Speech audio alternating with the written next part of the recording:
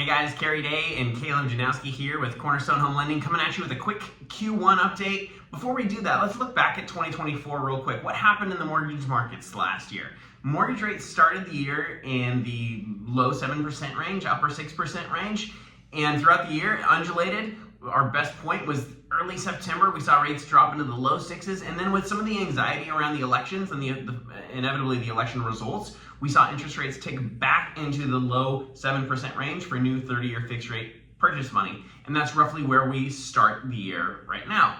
Moving forward, that is where things get interesting, and that's where obviously things are a little bit more murky. Absolutely. So with the election just having elapsed, if we look back to the past 11 elections, 8 of those elections, the following year, real estate transactions increased. And that is the expectation, especially from the National Association of Realtors, which is expecting a pretty significant jump in real estate transactions in 2025.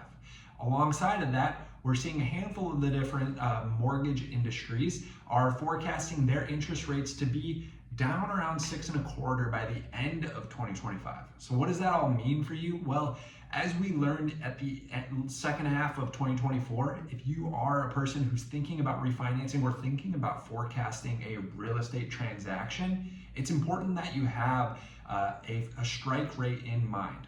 A strike rate meaning I have an ideal monthly mortgage payment that would either save me money or would get me off of the sideline to buy a home.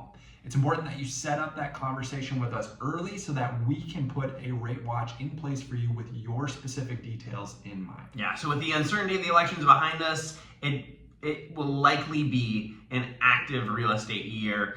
Again, what that means exactly for mortgage rates is to be determined, but let's connect if you're thinking about transacting, whether that's to get a lower mortgage rate on your existing mortgage, to buy a second home, to move up, to move down. We've seen it all, and we'd love to have a conversation with you about how you best prepare. So reach out anytime, and we look forward to connecting soon.